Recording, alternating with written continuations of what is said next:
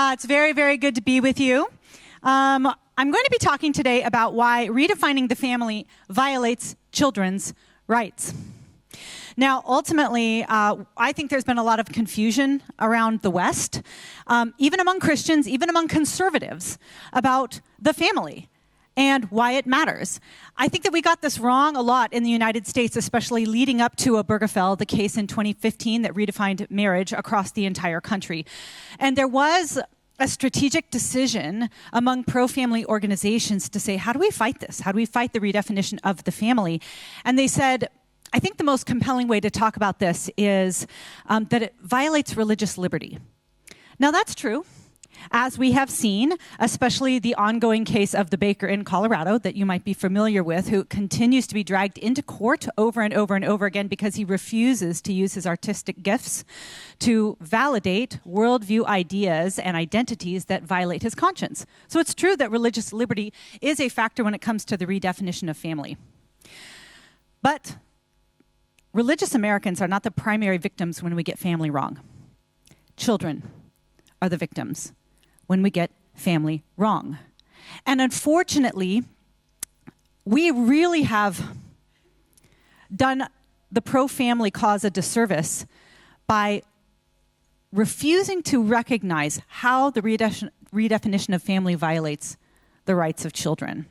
Not only that, but it's a big messaging problem as well, because what happens when we say, well, we can't redefine marriage, for example, because it violates religious liberties. What the world hears is, oh, if my brother and his partner, who have been together for 15 years, if they get married, it's a problem for you, religious person? Oh, you're going to have to make a flower arrangement that you don't like? Oh, right? It sounds very self-interested. And so, in that sense, I think that we really lost public opinion because we did not connect the dots between the redefinition of marriage, the redefinition of family, and the very direct harms to children. So that's what we're going to be talking about today. How does redefining the family victimize the rights of children? So, children have rights. Now, most of you guys, especially after Melissa's incredible presentation, understand that children have a right to life. In the United States, that is something that we have had generations of people fighting on behalf of children's right to life ever since Roe versus Wade was legalized, and now even after it's been overturned. We are now redoubling and reinventing our efforts to defend this most fundamental child right. And it's a concept that most of us Christians and conservatives are pretty familiar with, and rightly so. But children also have other rights. Right next to their right to life, their primary right, children also have a right on this side of the womb as well. And it is the right to be known and loved by both people responsible for their existence. This is outlined in the most widely ratified treaty in the world, the UN Convention on the Rights of the Child. New Zealand ratified this in 1993. So this is actually a part of your national lexicon when it comes to what are the priorities that you have as a country and the obligations you have to your most vulnerable citizens. Over and over in the UN Convention on the Rights of the Child, it talks about how the child has a right to be known and cared for by his or her parents, a right to preserve their identity, including nationality, name, and family relations, to not be separated from their parents against their will, to respect the rights of the child who is separated from both parents so there can be contact whenever possible. I mean, this fundamental child right, it actually is self-evident. And it's not just something that can be discovered through natural law, which at Them Before Us, I'm the founder and director of Them Before Us, and the whole point of Them Before Us is put them, the children, before us, the adults. That's what it means. The children and their rights need to come before adults and what we want. And our movement is based on natural law. Now, I'm the biggest Bible thumper you are ever going to meet. Okay, I carry my Bible around with me everywhere. I try to read the Bible with everyone that I'm with. But when it comes to children, marriage, family, this is not for me a Christian crusade. This is a human rights crusade. This is a crusade on behalf of the fundamental realities of the child. These are realities that can and should be discovered throughout every culture and every religion that has an ideology grounded in reality. Now, natural lawyers have developed systems of discovering morality by looking at the natural world, right? The natural law explanation for why we should do what we ought to do. And that's what Them Before Us is based on, natural law. So when you go to our website, thembeforeus.com, if you read our first book, Them Before Us, Why We Need a Global Children's Rights Movement, you're not going to find any scripture there. What you're going to find is instead of appealing to the revealed word of God, we're going to appeal to the revealed world of God. We are not going to look necessarily at the supernatural revelation. We're going to look at natural revelation. And the incredible thing is, you won't find any contradiction between the two. Because the Word of God and the world of God have the same author. And so they perfectly complement one another. So the UN Convention on the Rights of the Child derives these fundamental rights by looking at the natural world. And they are self-evident. So I want to begin by asking you a question. Here I've listed some of the biggest problems that we are facing across the West. In the United States, I know also in New Zealand. So take a look at this list. Take a look at some of the most devastating challenges that we, especially children, are facing today. And I want you to think about it. Look at that list. If you could solve one of those problems and just decimate it, wipe it down to nearly nothing, which one would you choose? Think about it. Raise your hand if it would be youth suicide. If that's when you said, I just want to be done with that. Okay, great. What about homelessness? If you could say no more kids living on the streets, no more kids bouncing around to and from foster care homes, raise your hand. Is that the one you'd solve? Mm-hmm. What about teen pregnancy? Raise your hand if teen pregnancy is the one you say, that's it, I want to wipe that out. Child poverty? Who would say, I want all kids to have enough food to eat, roof over their head, not have to worry about, yeah, good. High school dropouts. How many of you guys would like to solve the achievement problem? Mm-hmm. And then set kids on a path of success. What about addiction? No more kids struggling with dope, alcohol, substance abuse. In the United States, it would be fentanyl. And what about high incarceration rates? In the United States, we've had a 400% increase in the number of people that are incarcerated since the 1960s. A massive explosion. How many of you guys would say, I don't want anyone in prison anymore? How many of you look at that list and you say, I don't know what to choose? How many of you guys would say, I want all of them gone? So what if I told you that you didn't have to choose? What if I said, there's an all of the above option, and if you did one thing, you could wipe out everything on that list? Would you take it? What if I told you it was cheap? And it did not involve hundreds of millions of dollars spent by the government every year to drive down those social ills. Would you do it? Well, you're in luck. Because uniting a child to both their mother and father, protecting their right to be known and loved by the two people responsible for their existence, actually achieves all of that. So let's just go through this. Youth suicide.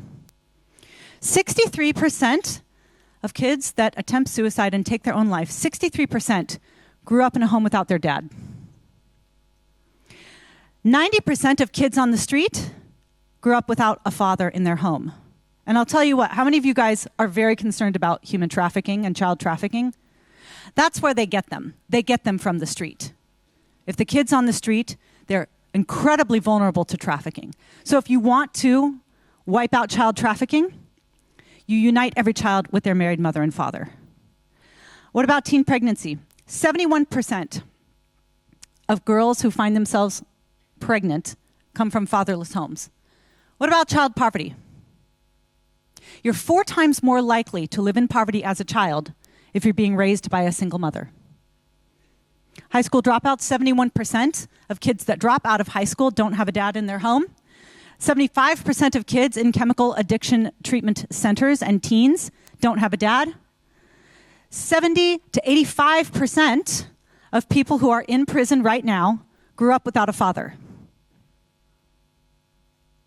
There will be no social justice until we secure justice for individual children when it comes to marriage and family. That's the reality. So let me ask you this. Why does the power of a child's right to be known and loved by their mother and father, why does it have this kind of impact on a child's long-term destiny?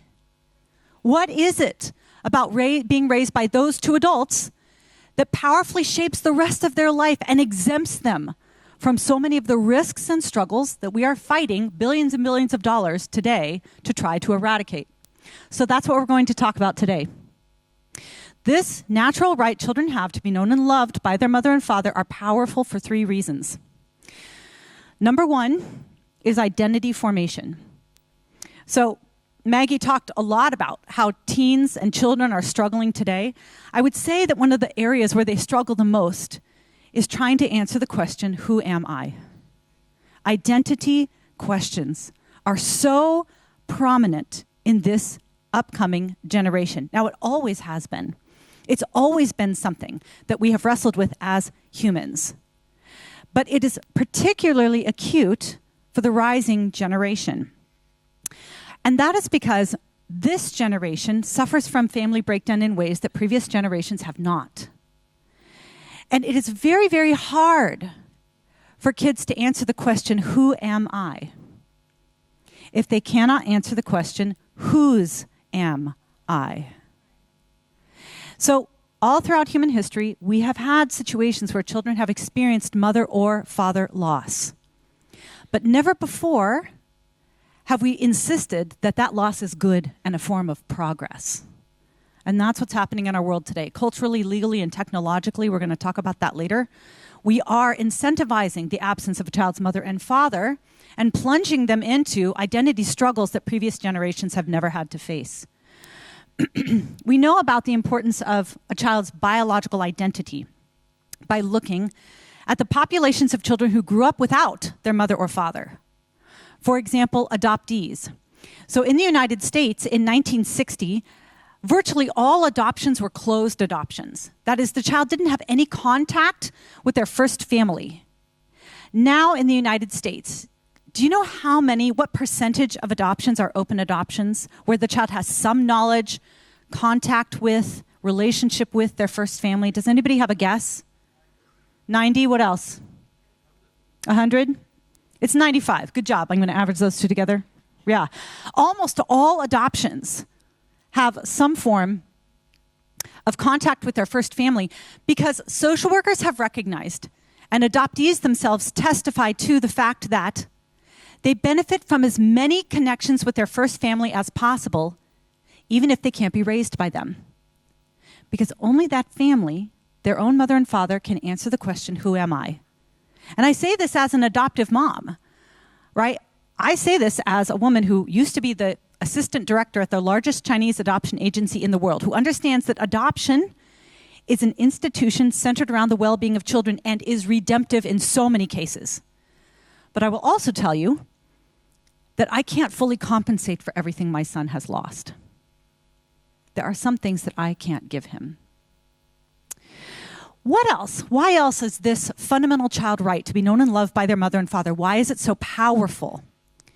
Well, first, because it grants children their biological identity, grounds their sense of self-formation, helps them answer the question, who am I? But also, it is a child's best shot at being safe and loved.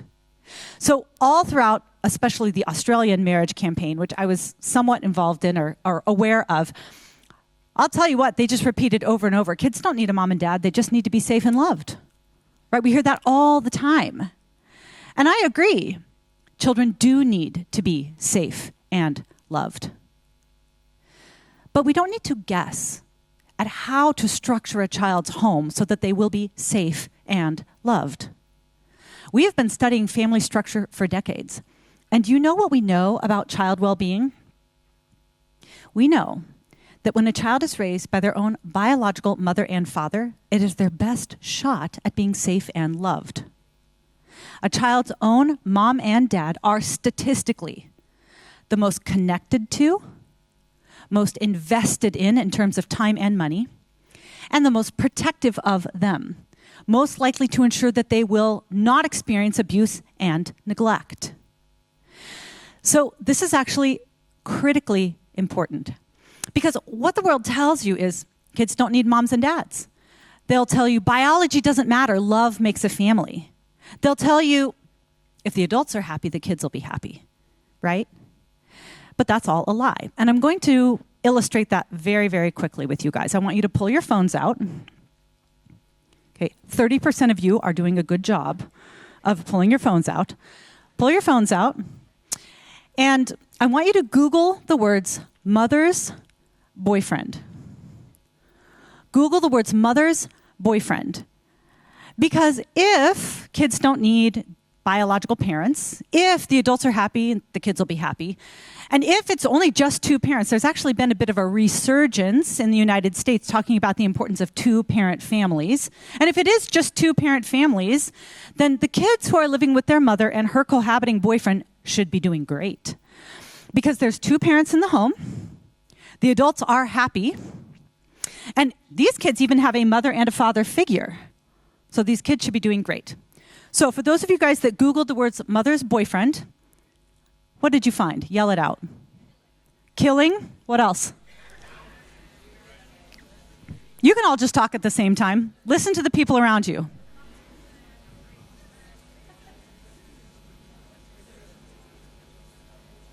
Great. So what you saw and what you just heard are tens of thousands of pages of the most horrific cases and headlines of child abuse, neglect, and filicide. That would be child homicide. The presence of an unrelated adult, especially an unrelated man, is statistically the greatest risk to a child in terms of abuse and neglect. Sociologist Mark Regnerus would say the most dangerous place a child can find themselves in America today is in the home with a cohabiting unrelated man, especially when he's left to care for the child himself. Stepmothers, while not as often the cause of abuse and neglect, two Princeton economists found that stepmothers do not invest the same level in their unrelated stepchildren as they do their own biological children. Biological children had their seatbelts buckled more often, were taken to the doctor more often, had 5% more money spent on their food than the stepchildren. There is something, whether it is the sinfulness of man or from an evolutionary biology perspective, an investment benefit to granting more connection, investment, and protection to your own genetic offspring. And that is a sociological reality. So much so that sociologists have coined a term for it. It's called the Cinderella effect. If a child is raised by an unrelated adult, they are disadvantaged. Now, you know and I know heroic step-parents. We all know people who have stepped in to fill the gap of a negligent biological parent. Those stepmothers and stepfathers deserve our recognition, praise, and support because they exist. Yeah, for real. But just because we know those heroic step-parents, it never overrides the reality that biological parents advantage children in ways that unrelated adults do not on a population level. And when we start saying that biology doesn't matter in the parent-child relationship, what we're really saying is, I'm okay with increased risk of abuse and neglect across the country. That's what we're doing. So what else? If children are raised by their own biological parents, they more easily answer the question, who am I? They're most likely to be safe and loved. But we also maximize their development. Why is that? Because if a child is being raised by both biological parents, they automatically get the perfect gender balance in the home 100% of the time. Now, it's fascinating to me that the left will go on and on and on about the importance of gender diversity. So much so that many countries across the world has requirements for the number of women that need to be in their parliament or in their Congress. In the United States, we've got a couple different states that have required a certain amount of female representation on their publicly held boards. And yet, the left has spent the last couple decades relentlessly destroying the one institution that gets the gender balance perfect 100% of the time. And that is the family. The natural family, by definition, always has 50% and 50%. One member of each half of humanity in the home. Now, that matters, especially for children, because I will tell you, gender is not a social construct, right? The differences between men and women do not arise because there is some kind of patriarchal boogeyman that is forcing women to move into the workplace or keeping them out of the workplace. There is no social force that is telling men to be more physically strong than women. Those are just biological differences. And those differences distinctly benefit children in a couple ways. Let me ask you a question. Raise your hand and raise it high if you've ever seen a baby thrown up in the air. Okay, keep your hand up. Raise it really high. Okay, good. Now, look around. And now I want you to keep your hand up if the person throwing the baby was a woman. All right. We have 5 female baby throwers in the room. The reality is that women don't throw babies, but they love it. Babies love to be tossed in the air. And what's amazing is when the baby is tossed by their father, he is statistically the most protective man in the child's life.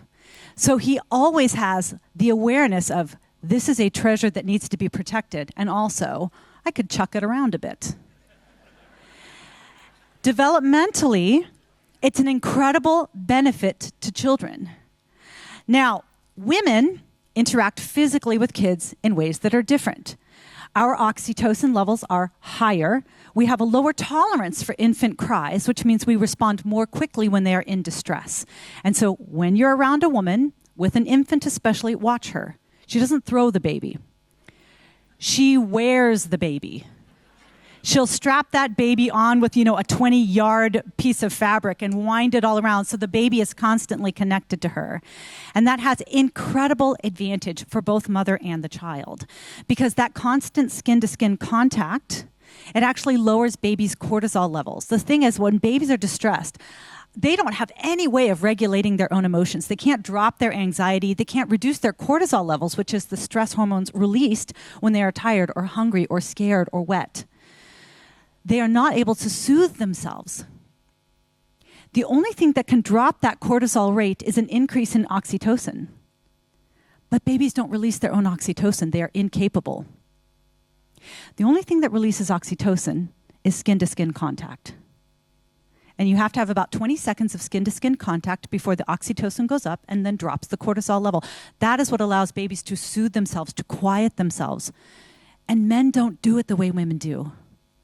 Right? A man who sees an infant in distress lets the baby cry a lot longer and often will just chuck some Cheerios in the kid's direction and say, "It's okay, baby, no problem. Game will be over in just a second, and then I'll toss you around a bit."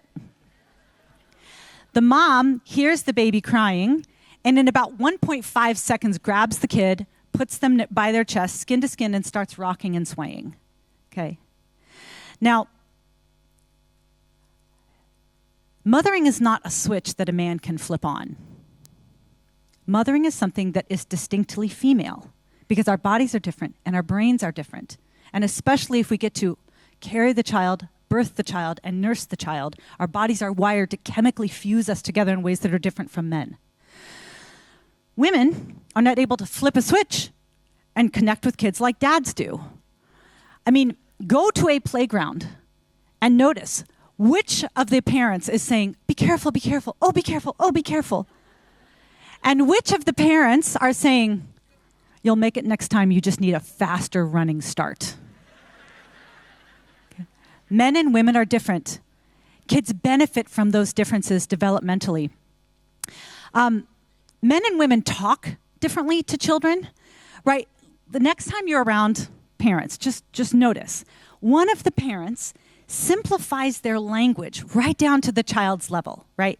One parent is going, "Oh, honey, you got a little boo-boo, ouchie, ouch." And one parent is saying, "Dang, bro, that's a gnarly rug rash. Are you peeling out on your big wheel again?" Women naturally simplify their language right down to the child's level. Men talk to their babies like they talk to everybody else, with words the kids cannot understand. But cognitively, it's incredibly advantageous for kids because they always have one adult with whom they understand everything that is being said and one adult that is constantly pushing them to higher cognitive developmental levels, okay? And it's, good job, men. Way to go, men. So here's the thing.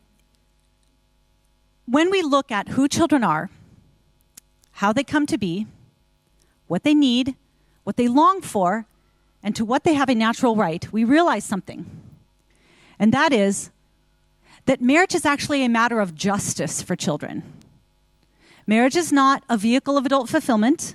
Marriage is not primarily about religious liberty concerns. Marriage is about, does the kid get their mother and father together for life? Or are children just accessories to be acquired by any adult with the money and means to get their hands on them? So children have a natural right to their mother and father. Those rights are under attack in 3 different ways. So culturally, especially since the dawn of the sexual revolution, we have started to lie about marriage and family. And it is always to the detriment of children. Some of those lies, as we've already talked about, are things like, if the adults are happy, the kids will be happy. I mean, we saw this all through the push for no-fault divorce in the 70s and 80s. We had experts saying, actually, it's better for the kids if you separate. It's better because they're going to see you happy. They're going to be, what kids need most is parents who are fulfilled. Let your kids see you fulfilled. They don't need their mom and dad in the same home. In fact, they would love to have 2 Christmases, right? The cultural lies, things like love makes a family, right? Biology doesn't matter. Kids don't need moms and dads. Love makes a family. The problem is that when they say love makes a family, what that functionally means for kids is loss makes that family. The kid has to lose a mother or father to be in that family, and that's an injustice. Technologically, we've got forces that are working against children. So when we first figured out how to separate sex from babies through the birth control pill, then we figured out how to separate sex from marriage through all the rise in sexual permissiveness. We also discovered how to separate sex from babies from sex, I should say. And that is by extracting sperm and egg and creating children in vitro. Creating children in glass, in vitro fertilization. In vitro has been a really big topic in my country recently through a Supreme Court decision that was handed down in Alabama that recognized that children created in vitro that were frozen in storage actually were children. And if you destroyed them, you could be liable under laws that criminalize child loss, right? That the Supreme Court said those are actually children and there's going to be consequences if they're killed. And that erupted a huge debate, even among pro-lifers who had for a long, long time said children are people with rights at the moment of conception unless it's an IVF baby and I want to use IVF, and then maybe those aren't really children with rights. So we've been debating this since February. And I'll just give you the short on IVF because you should know that IVF is not pro-child technology. By the numbers, big fertility destroys more embryonic life every year than abortion in our country. I mean, and we know this because we see people like Paris Hilton. I don't know what she is. She's a millionaire and pretty. So I guess that's why she's famous. But anyway, people that have a lot of money can do whatever they want with children technologically. And she was very famous for saying she went through several rounds of IVF and she had 20 male embryos. But she didn't want a boy, she wanted a girl. So she kept going until she finally got the girl. What do you think is going to happen to those 20 boys? They're going to meet the same fate as 92 to 97% of the other children created in vitro, which is they'll either be discarded, they'll be donated to research, they will be graded out of existence because they don't make the grade. They'll be determined to be the wrong sex or have the wrong eye color, or they'll be frozen perpetually. Right now in the United States, we have 1.5 million embryos on ice. And a huge percentage of them have been functionally abandoned. When kids go into a freezer, they very seldom come back out. So the reality is that if we believe that children have a right to life from the moment of conception, we have to oppose not just the baby-taking industry of abortion, but the baby-making industry of big fertility as well. Once we figured out how to make babies in glass, in vitro, we realized it would be very, very easy to use somebody else's sperm and somebody else's egg. It doesn't need to be the biological mother and fathers. I mean, sperm's pretty easy to get at, right? So, we can just use somebody else's sperm. In the 80s, we figured out how to hyperstimulate a woman's ovaries so we could extract her eggs instead of just one per cycle. Maybe we could get 15 or 20 or 25 or 30. And then we can create children in glass and separate children from their mother and father at the moment of conception. And Family First has some great resources on sperm and egg donation that you guys can look at. They've done a good job of putting those together. So technologically, we are victimizing children when it comes to their right to their mother and father before they're even implanted. And legally, we are undermining children's right to their mother and father, specifically through how we think about marriage policy. So marriage, historically, has been the most child-friendly institution the world has ever known because it unites the two people to whom children have a natural right. But we have made so many changes to marriage where it has moved away from an institution centered around the well-being of children, and it has become just one more vehicle of adult fulfillment. One more way that we say, this is all about you, adults. So the redefinition of marriage did not begin with gay marriage. It began with no-fault divorce. Marriage is different from other human relationships for 3 different reasons. Number 1, it's permanent. It's supposed to last for life. Number 2, it's complementary in that it always includes the sexual complement, right? The other half of humanity. And because it's supposed to be exclusive, it's supposed to be monogamous, where there's only one union, right? One marriage with one other person and one union. So what we did is we started to undermine these marital norms, these things that made marriage so distinct. And by the way, permanence, complementarity, and monogamy have very specific child benefits to them. So permanence, children need their mother and father. They don't just need them on the day that they're born. They don't just need their mother and father when they're 2 or 12. They need their mother and father for life. And when permanence was a part of our understanding of marriage, that was the way that they were most likely to get both their mother and father until they died. What we did during no-fault divorce is we moved away from this understanding that sometimes a marriage ends when one or both partners are at fault of violating the vows they made on their wedding day, at fault to abuse, adultery, addiction, or abandonment. No-fault divorce said, even if there's no fault, you can get out of it. There doesn't have to be somebody who's at fault. And what that meant was people were getting out of marriage for any and every reason. And what it very often meant is unilateral divorce. One person being divorced against their will. Very often, the most misbehaving spouse has the most power in the divorce proceedings. And the faithful spouse, who's trying to keep it together and live up to their marital vows, is the one with the least amount of power when we're deciding who gets the kids, who gets the house, how is this going to go. So no-fault divorce removed the expectation of permanence from marriage. And in essence said, well, this is just a vehicle. This is just a way. Marriage should make you happy. And if you're unhappy, it can cease to be a marriage. That's what no-fault divorce communicated.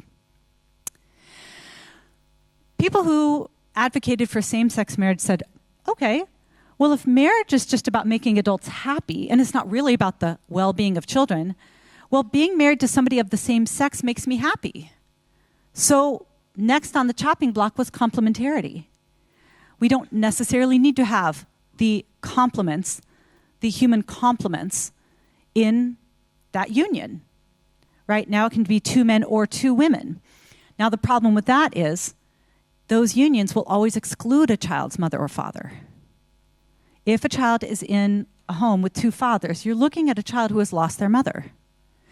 And if it's a child who grows up with 2 mothers, you are looking at a child who has lost their father. Not due to tragedy, but due to intentionality. Well, there's one norm left, and that is monogamy. The idea that really it should be a union of one flesh. But since marriage is just a vehicle of adult fulfillment, some people are fulfilled by having a relationship with 3 people or 5 people. So now we see polygamy on the rise. I mean, culturally, the New York Times, not a week goes by where they're not promoting some like polycule or, throuple or something, right? Open non-monogamy. That's real liberation. And so we're constantly hearing about the push to normalize polygamy and polyamory. Now the problem is that's risky for kids. Because when you have a union that involves more than just a child's mother and father, what you have is the presence of unrelated adults sharing living spaces with kids, whether it's one night or 1 year or 10 years. And those adults always increase abuse and neglect risks for kids. So every way that we seek to legally redefine marriage, it just means that the child is going to experience loss and cost. When we redefine the family, what we're saying is kids need to do the hard work for us so we can live as we please. So what's going on now? We have redefined the family in the United States.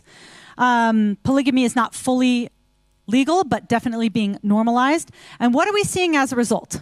We are seeing the overhaul of fundamental realities of humanity and children. So I don't know about you, but in the United States, since 2015, I have not heard a national politician even say children should have a mother and father.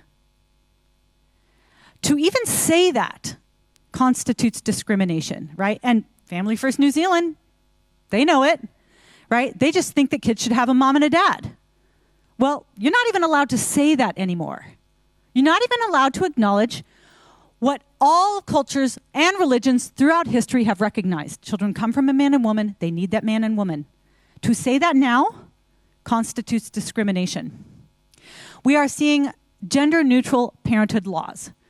State by state in the United States, they are stripping the words mother and father, male and female from parenthood laws. Again, because how mean to insist that maybe men and women should be part of this family project. One of the most dangerous is we're redefining parenthood to include intent-based parenthood. So historically, we have recognized that you are the parents of a child by 2 different avenues. The first one is biology. If you give birth to a baby, that is your baby. You have a claim to that baby. And you don't just want any baby, right? If you give birth to a baby and you leave the hospital, there's one specific kid you want, right? Because biology matters, and we've recognized that from the parent's perspective. From the child's perspective, it also matters what parent they go home with from the hospital. Now, there's another way that we have recognized parenthood, and that is through adoption. Adoptive parents like me, and probably like many of you, have gone through the arduous, rigorous process of proving that you will love your child as if they had been born to you. And that is not and should not be an easy process, right? We had to go through screenings, vettings, background checks, fingerprints, references, home studies, post-placement report, trainings, because social workers are not idiots. They know that me simply saying, hey, I want a kid, I'll be a good parent, I promise, is not enough. They know that unrelated adults are statistically risky for kids. And so you have to prove in adoption, that you're actually going to love the baby as if they had been born to you. So those are the two legitimate ways to think about parenthood: biology and adoption. But unfortunately, that's discriminatory, according to the left, because some couples or singles cannot have children on their own, right? They're socially infertile, they call it social infertility, or they don't have the sperm or egg or womb between them to create a biologically connected child. And they don't want to have to go through the process of adoption. So we are now introducing a new form of parenthood called intent-based parenthood. I intend to parent this child, therefore give them to me. And these are people who, if they can assemble sperm, egg, and womb in the reproductive process using IVF, they say, I intend to parent the child, even though I'm unrelated to the child. Maybe there's nobody genetically related to the child in the home, but I paid the money for this kid, and I have a valid contract, and I intend to parent them, so give them to me. And that's what's happening. Intent-based parenthood has been and is being introduced state by state across the country, and I'm sure it's coming to New Zealand shortly. Commercial surrogacy. Family First New Zealand has a great fact sheet on this. Commercial surrogacy, unfortunately, a lot of times we think surrogacy is just about babies. It's just about helping infertile couples have children. Unfortunately, it's not. Commercial surrogacy is about on-demand designer babies shipped worldwide. That's what it is. We have an entire chapter about surrogacy and the harms to children through surrogacy, even if it's the best case scenario where the child goes home with their genetic mother and father. That is still a situation where the child is experiencing intentional mother loss that will very likely hamper their ability to attach and trust in the future. Some children suffer that loss through tragedy, and we seek to mend that loss through adoption. Surrogacy inflicts that loss intentionally and usually for money, and it is an injustice. We are also seeing corporations and insurance companies subsidizing mother and fatherless children, right? So now we're saying it's discriminatory that same-sex couples or singles cannot access IVF. We're redefining infertility to be able to include singles or same-sex couples so that they can have insurance companies subsidize their motherless or fatherless children. So in all of these different situations, everything that we've talked about, we are talking about the hardest things that adults can go through. Like when I am not activisting on behalf of children, for the last 25 years, my husband's been a pastor, and we've been counseling people in struggling marriages, dealing with infertility, who experience same-sex attraction, who are still single when they're 40 and desperately want to be a mother or father. These are some of the biggest struggles that you can go through as an adult.